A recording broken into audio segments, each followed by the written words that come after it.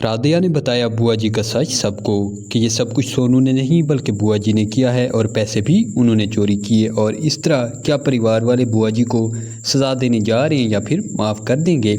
आने वाली एपिसोड्स में हम देखेंगे कि राधिया जिसने खून के निशान देख लिए थे ऑफिस में, वो उस वक्त तो प्रीतम जी को नहीं बताती, लेकिन जब पानी सर से गुजर जाता है और घर वाले कहते हैं कि सब कुछ सोनू ने किया है और सोनू को सज़ा मिलेगी, तो राधिया कहती है वो इस तरह नहीं होने देगी, क्योंकि राधिया को यकीन था कि सोनू इतनी घटिया हरकत नहीं कर सकता। राधिया पहले जाती है सोनू के पास, उससे पूछती है कि तुम परेशान क्यों थे फ़ोन पर जब मैंने तुम्हें कॉल की थी। सोनू से बताता है मेरी लड़ाई हो गई थी किसी से, इस वजह से मैं परेशान था, लेकिन प्रीतम जी के ऑफिस से कुछ पैसे चोरी हुए हैं और घर वाले समझ रहे हैं कि ये चोरी तुमने की है, क्योंकि प्रीतम जी ने तुम्हें उस दिन मंदिर से कुछ चोरी करते हुए देख लिया था। तो तुमने नहीं बताया कि ये सब कुछ मैंने नहीं किया, तुम जानती हो ना मैं ये चोरी नहीं कर सकता और मंदिर से भी मैंने कोई चोरी नहीं की थी। राधिया कहती हाँ मैं जानती हूँ कि तुम ऐसा नहीं कर सकते, लेकिन सबूत तुम्हारे खिलाफ जा रहे थे और जब मैंने तुम्हें कॉल की थी तो तुम काफी परेशान थे, इसलिए मैं तुम्हें पूछने आ गई। सोनू कहता है मैंने ऐसा कुछ नहीं किया, तुम जाकर चोर ढूंढो, इस सब में मेरा कोई हाथ नहीं। राधिया वहां से चली जाती है। राधिया को पहले शक था कि हो सकता है ये सब कुछ सोनू ने किया है, लेकिन अब उसे यकीन हो गया था कि सोनू ऐसा नहीं कर सकता।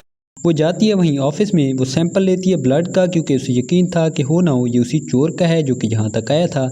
जब ब्लड सैंपल के टेस्ट होते हैं तो वो लेकर आ जाती है और बताती है प्रीतम जी को और कहती है कि ये ब्लड मिला था दरवाजे के साथ ही, मुझे लगता है कि ये उस चोर का है। प्रीतम कहता है क्या कह रही हो तुम, किस चोर का, और तुम्हें ये ब्लड कहाँ से मिल गया। राधिया बताती है कि ये जरूर वही चोर है जिसने आपके ऑफिस में चोरी करने की कोशिश की है। हो सकता है जल्दी में वो जब वहां से निकल रहा हो तो उसके पाँव पर चोट आ गई हो और खून निकल आया हो। प्रीतम कहता है तो तुम इतना विश्वास के साथ ये सब कैसे कह सकती हो, मुझे नहीं लगता कि ये सब कुछ ऐसा होगा, शायद तुम खुद को और अपने भाई को बचाने के लिए सब कर रही हो और पता नहीं किसका तुम ब्लड सैंपल ले आई हो। राधिया कहती है मैंने ऐसा कुछ भी नहीं किया और मैं सिर्फ आपको इस सब से निकालने की कोशिश कर रही थी, आपको मुझ पर विश्वास करना होगा। अगर आप ये ब्लड सैंपल ले जाते हैं, खुद ही लैब करवा लेते हैं, तो आपको सब मालूम हो जाएगा। जब उस ब्लड सैंपल की लैब होती है तो वो ब्लड बुआ जी का था और जब प्रीतम को ये सब कुछ पता चलता है तो वो बुआ जी को कहता है मुझे आपसे ये उम्मीद नहीं थी कि आप ये सब कर सकती हैं। प्रीतम के बाबा आ जाते हैं, वो कहते हैं मुझे पहले ही शक था कि हो ना हो इस सब के पीछे इसका हाथ है, क्योंकि पहले ही ये इस सब के लिए कोशिश कर चुकी है। घर वाले सारे कहते हैं हाँ हमें भी ऐसा ही लग रहा था, क्योंकि राधिया जिस तरह की है उसका भाई